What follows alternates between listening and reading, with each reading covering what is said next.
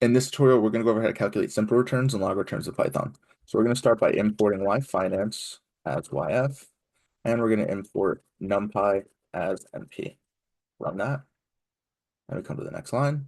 So we're going to do df equals yf.download, and let's do spy.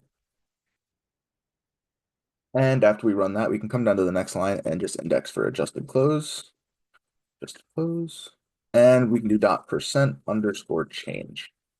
And once you run that, you can see you just get a series of all the returns. Now, this is just a simple return. Next, we could come down here and we could do np.log, and we're going to pass through df flows. And let's come over here and we're going to divide it by df flows.shift and shift 1. And now here we have our logarithmic returns.